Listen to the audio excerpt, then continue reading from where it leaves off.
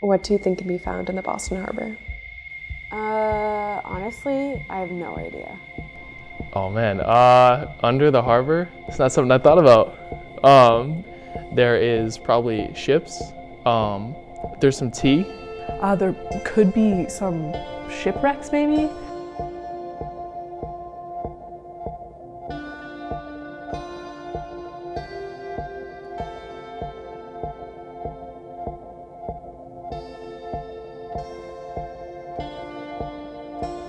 Coming into the harbor here, especially even in the late 1800s, early 1900s, was a big cruise terminal. Boats came in, from Europe over here to Boston and stuff, and for many years there was only one way into the harbor. And when they would come into the Boston Harbor area, this is an area that you still kind of can find a lot of old plates and glasses and at least shards of some different stuff that they've either fell overboard or maybe discarded, maybe as they're coming into the harbor.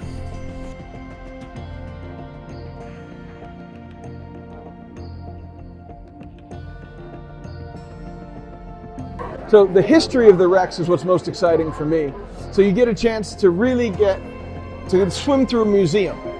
You're down there, it's a snapshot in time, it's a time capsule, and as you swim through it, you get to see what life was like at whenever that wreck sank. But there's been a lot of history, in the harbor through the years, and obviously the Boston Tea Party, with colonists throwing tea, into the harbor was pretty much frowned upon at the time when it happened.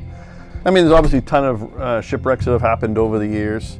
I guess I like the romance. I've been on a lot of experience on the romance, and it's really just kind of a debris field down there of a bunch of wreckage. But the romance was actually pretty interesting. It ran a daily service between Boston and P-Town, Provincetown. It's usually about a 4 or 5 hour day from Boston to go all the way down. But in a couple hours, you could take the romance, would bring you directly over to P-Town via water. As you get onto a shipwreck and you see something and you look at it and you say, I really can't figure out what that is, you get a chance to go back and start doing some research. And then you see what that is, and then you look at the next thing and the next thing. It's like pulling a string on a sweater or something like that. And then as you get going, you uncover more and more of the history that's related to that shipwreck and start to look at that history in the context of Boston and the larger New England area.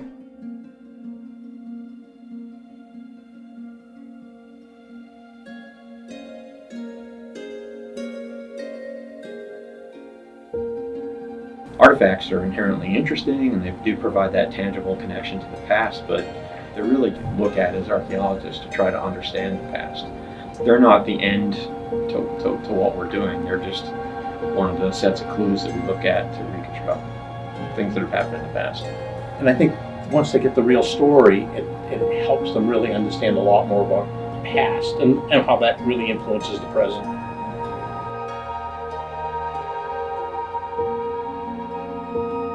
This was a 3-quart bean pot, is actually what it is. I was actually thinking for a little bit, it might have been, there was a big molasses flood in the north end.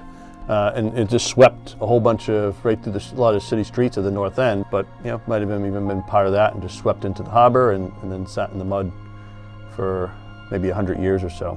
There are a few things that the original owner of the shop, when they found the wreck, they were the first people to dive it, so they took some of the portholes. So we have a mirror in here that's a porthole from the poling. He was the original diver on it.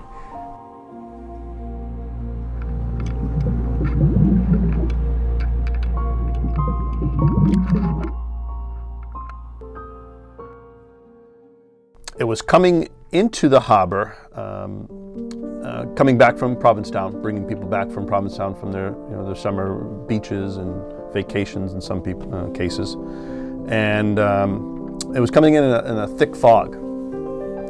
Thick fog later in the day, in the afternoon, and there was a big freighter called the New Yorker that was exiting Boston Harbor, and both vessels, had foghorns going. They could hear each other, but obviously this is before radar. They couldn't see where they were. They didn't know where the other boat was, and eventually the New Yorker ended up T-boning the Romance, almost kind of cutting it in half right on impact. Of course, these are still ships. They filled with water quickly. There was no loss of life from the collision. The crew of the New Yorker quickly, put ropes and ladders over the side, and a lot of people were able to get off the Romance pretty quickly. Archaeology is, as a scientific, Western scientific discipline, is driven by the seeking of knowledge and finding the data that you need to answer the research questions you have. But the research isn't the primary driver. There's more to what you're doing that extends beyond the limits of looking at the site through the lens of Western science. And If you do more diving and you get to see more different wrecks, you get to sort of build this idea and kind of flesh out this understanding of what life was like on the water. And given the tight connection between maritime commerce and Boston and New England in general, what happened underwater, what we find underwater, is a pretty good time capsule.